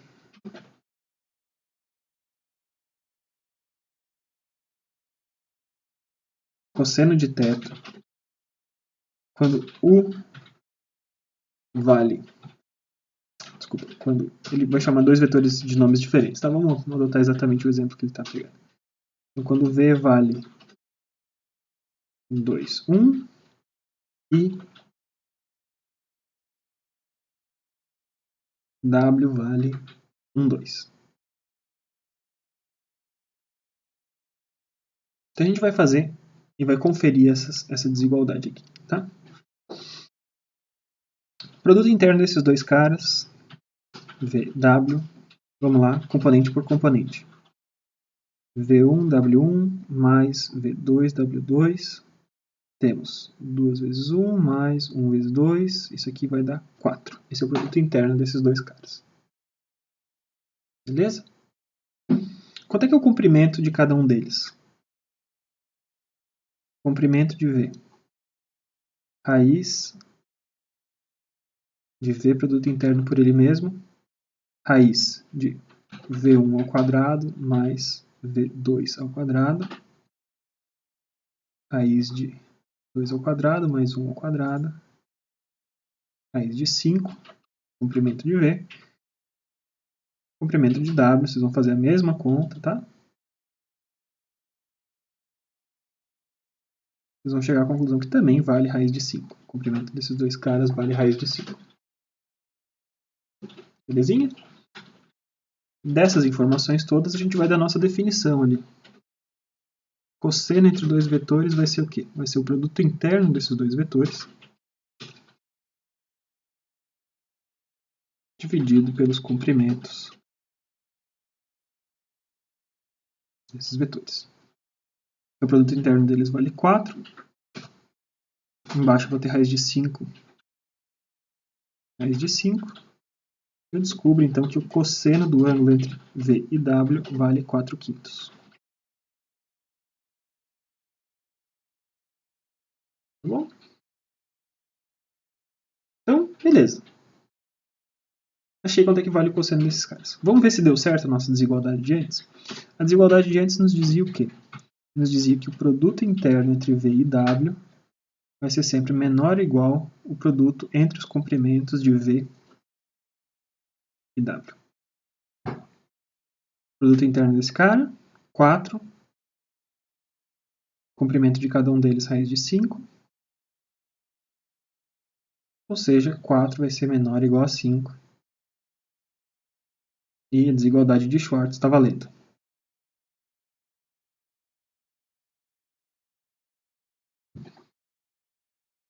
Beleza? Além disso, existe uma outra desigualdade. Tá? Uma outra desigualdade que está relacionada com os triângulos. Né? Isso veio lá da geometria. O que é a desigualdade do triângulo?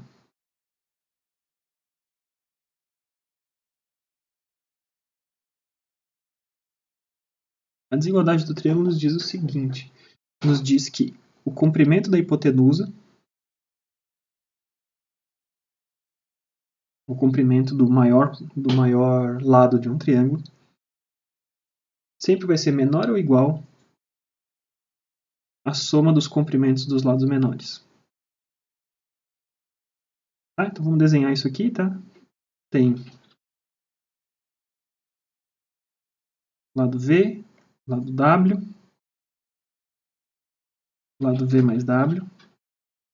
Não existe nenhuma forma que eu tenha V mais W ser mais comprido do que a soma desses dois caras. Quando é que esses caras vão ser iguais? Quando esses vetores V e W estão alinhados. Então, se eu tivesse V e W alinhados, V mais W seria exatamente a soma desses dois caras. Sempre que eles não estão alinhados, sempre que existe um ângulo diferente de 0 graus entre V e W, V mais W vai ser menor do que esse cara. Então isso aqui é uma segunda desigualdade muito famosa. Ela é parecida com a primeira, mas não é exatamente igual, tá? Confirmo aqui. A desigualdade de Schwartz diz que o produto interno entre dois vetores, o valor absoluto desse produto interno vai ser sempre menor ou igual do que o produto entre esses dois comprimentos dos vetores.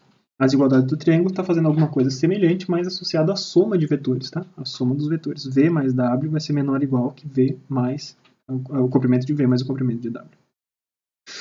Vamos conferir se isso também funciona aqui para o nosso caso, tá? Quanto é que vale V mais W nesse caso?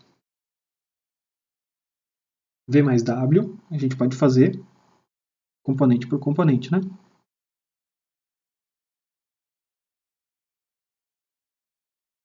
V1 valia 2, W valia 1, W1 valia 1, então V mais W dá 3, e embaixo 1 mais 2, 3. 3 e 3, tá? Comprimento desse camarada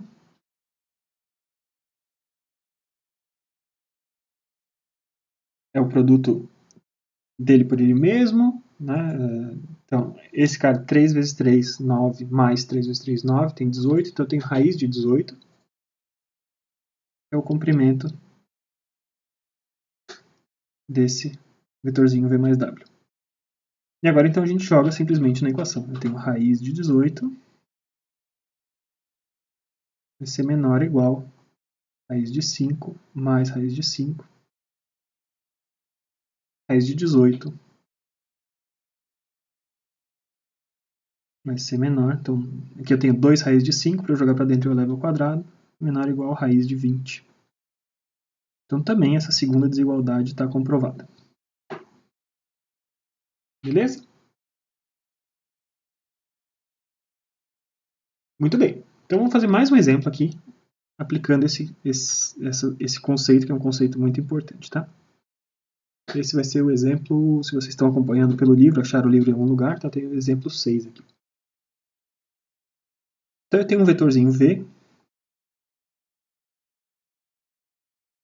com componentes AB, um vetorzinho W com componentes BA,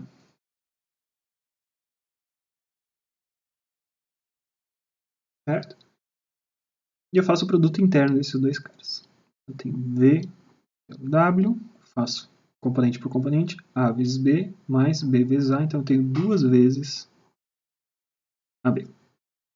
Achei o produto interno dele. O comprimento de cada um deles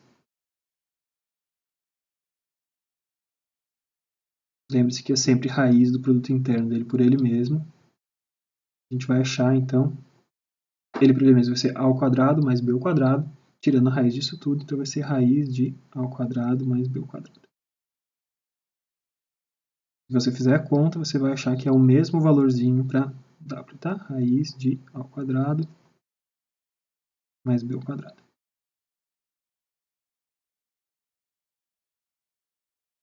Tranquilo? Se eu estou aplicando a desigualdade de Schwarz, então,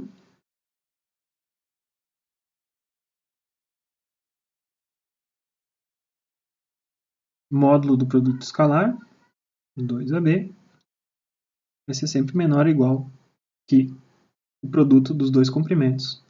Então, raiz de a ao quadrado mais b ao quadrado vezes raiz de a ao quadrado mais b ao quadrado.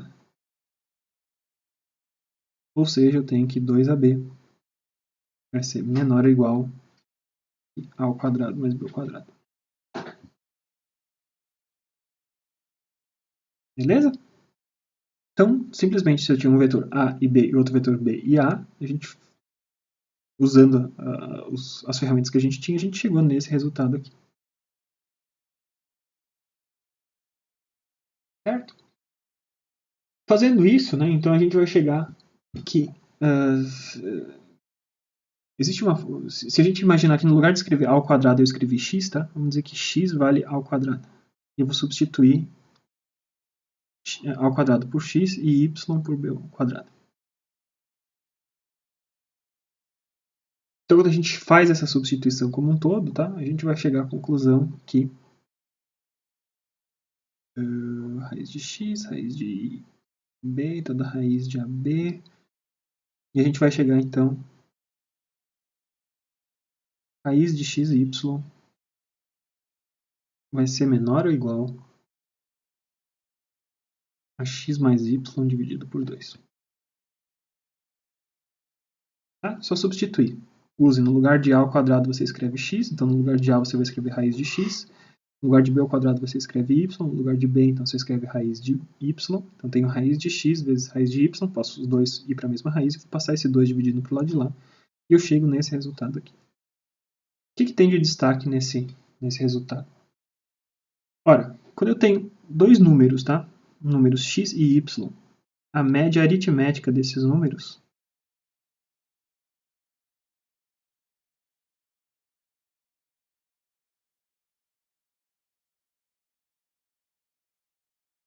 de x e y vai ser x mais y dividido por 2. Média simples, média padrão. E existe uma outra média que é chamada média geométrica desses dois caras. Vocês talvez tenham visto isso aqui já em outro lugar, tá? Média geométrica entre x e y é raiz de x e y. Tudo isso aqui é uma prova do quê? É uma prova de que a média geométrica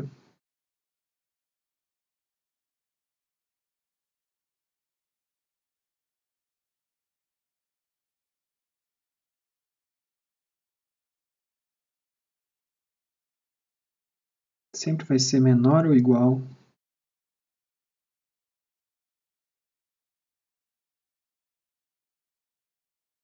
à média aritmética. Isso é um resultado bem conhecido, tá? E a gente está chegando numa prova disso usando as ferramentas de álgebra linear que a gente está estudando hoje. Média geométrica entre dois números sempre vai ser menor ou igual do que a sua média aritmética. Tá? Então, vou pegar um exemplo, tá?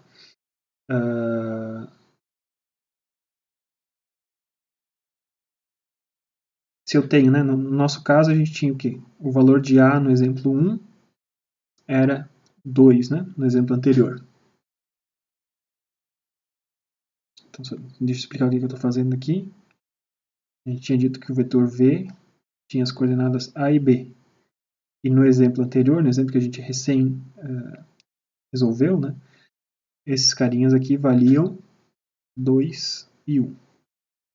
E o vetor W, por sua vez, tinha coordenadas B e A, valia 1 e 2. Tá? Só revisem ali em cima, só subam de novo, vocês vão ver que é exatamente isso.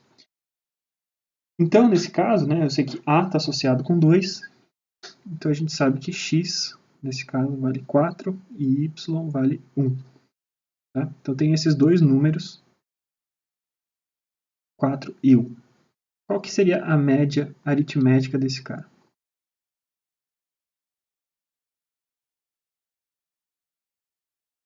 X mais Y dividido por 2, 5 dividido por 2,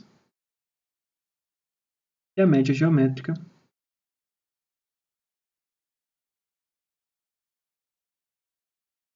raiz de xy, 2.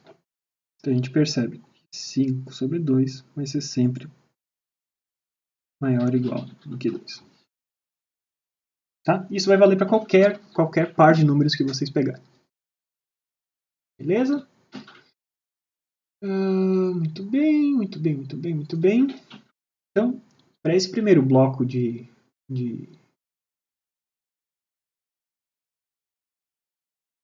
exemplos, né? Acho que a gente está bem consolidado, tá? Acho que eu vou parando o vídeo por aqui. Daqui a pouco eu volto para fazer outro vídeo com outro tema. Não sei se eu vou conseguir gravar ele agora, antes da aula de mecânica clássica, né? Vocês já viram o anúncio ali na tela que está chegando o horário da minha aula de mecânica clássica, tá? Mas em breve, então, a gente já volta. A partir desse ponto, né, a gente fez o quê? Vou fazer uma pequena revisão antes então, da gente encerrar esse vídeo, tá? A gente vai revisar o que a gente já sabe, né? A gente pode pensar então em vetores como conjuntos de coordenadas. A gente viu até agora na aula de hoje. A gente não precisa necessariamente pensar em vetores como necessariamente uma reta, um segmento de reta orientado, como a gente tinha visto. A gente pode utilizar a representação de segmento de reta orientado, sim, mas a gente pode partir do princípio que o vetor é pensado como um conjunto de coordenadas. Tá? A partir disso, a gente viu que as operações de adição, produto por um escalar, que a gente já tinha visto antes a partir da definição de geometria analítica, a gente pode pensar esses caras aqui como operações por coordenadas.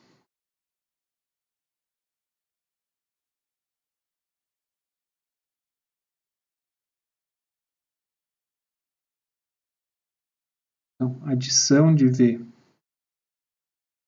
mais W. Eu não preciso mais pensar se eu estou utilizando um método geométrico ou o método paralelogramo, eu posso simplesmente definir que a adição de V mais W vai ser V1 mais W1 e V2 mais W2. Da mesma forma como produto por escalar. Tá?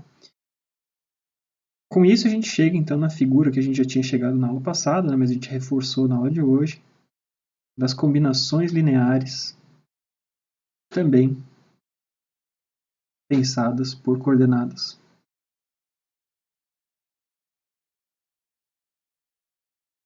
E ao pensá-las como por coordenadas, né, a gente enxerga que o problema de combinações lineares, os problemas de combinações lineares estão relacionados com o que a gente chama de sistemas lineares.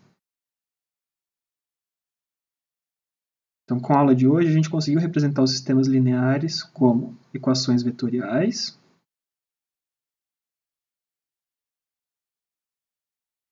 tipo AV mais BW igual a T, por exemplo. Da mesma forma, a gente conseguia fazer um sistema normal, né, de equações mesmo, um sisteminha de equações, onde a gente via que AV1 mais BW1 vai ser igual a T1, em conjunto com AV2 mais BW2 igual a T2. E a gente viu também que, através dessa representação de vetores por coordenadas, a gente conseguia enxergar a mesma coisa a partir de uma representação matricial. matricial. Onde a gente botava dentro de uma mesma estrutura o vetor V na primeira coluna e o vetor W na segunda coluna, isso era uma matriz, e multiplicava um vetor que tinha as coordenadas A e B para achar o vetor que tinha as coordenadas de T. Tá? Então, tudo isso brotou desse entendimento de vetores, né? A principal ideia dessa nossa aula de hoje é isso aqui, né? Enxergar vetores como conjuntos de coordenadas. Depois de ter feito isso, né, de a gente rever essas coisas que a gente já tinha visto, a gente aprendeu uma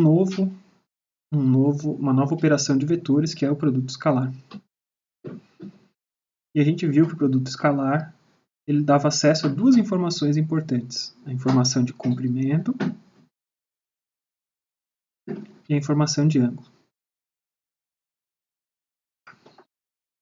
A informação de comprimento a gente tinha visto que estava associado a comprimento de um vetor, né, estava associado à raiz do produto interno dele por ele mesmo. E o ângulo entre dois vetores, a gente viu que estava associado entre o produto interno dos vetores dividido pelos comprimentos multiplicados desses vetores que a gente estava fazendo. Né? A partir disso tudo, né, como a gente conhece propriedades dos cossenos, a gente derivou algumas coisas importantes desse produto escalar. Né? A principal delas foi essa desigualdade de Schwartz.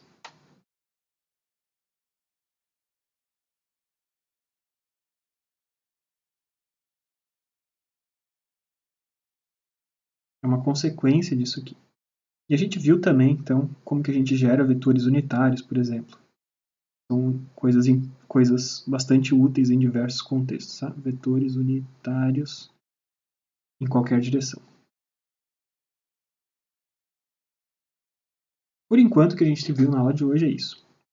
A gente vai seguir na próxima aula, quando a gente voltar no próximo vídeo. Tá? Eu vou começar a falar agora sim sobre matrizes. A gente já teve uma pequena pincelada, né, do que seriam uma das visões possíveis de matrizes, né, as matrizes associadas a sistemas lineares. A representação matricial foi o nosso primeiro contato aqui nessa disciplina com matrizes. E o que é legal é que esse primeiro contato apareceu junto com nossos estudos de vetores. Né? Então a gente viu como essa representação matricial está diretamente relacionada com uma representação de equação vetorial de uma combinação linear de vetores. Né? Com isso fica muito claro, né, que a relação entre vetores e matrizes a gente já está estabelecendo desde o princípio do curso, que é uma coisa muito interessante e é uma forma interessante da gente enxergar operações de matrizes por outros vetores. A gente tem diversas visões diferentes dessas matrizes, dessas operações. Elas podem ser operações de combinação lineares entre as colunas dessa matriz, ou operações de combinações lineares também entre linhas desses caras. Tá? Então vai ser muito importante a gente ter essa noção de como esses caras se relacionam. Mas por enquanto eu vou interromper o vídeo aqui, vou aparecer para vocês, né, porque faz tempo que eu não apareço. Né? Então, vou interromper no vídeo e depois então a gente vai voltar para falar sobre as questões de matriz. Eu vou deixar para vocês também alguns exercícios, né, como eu falei para vocês ao longo da aula até agora. Eles têm vários exercícios dentro desse capítulo do Strang, que são exercícios bacanas para vocês praticarem, vocês verem alguns desses conceitos. Né? Então, produto escalar de dois vetores perpendiculares dá zero. A gente pode aplicar isso em diversas coisas diferentes e ter noções diferentes e representações diferentes de espaço muito importantes para a gente. Tá? Vou parando então de gravar agora, muito em breve então eu volto com a segunda parte dessa aula e vocês também receberão exercícios sobre essa primeira parte, mas nessa primeira parte o que eu queria apresentar é revisar a visão que a gente já tinha tido, introduzir produto escalar e derivar algumas coisas que a gente não tinha tido acesso até então. Beleza, gente?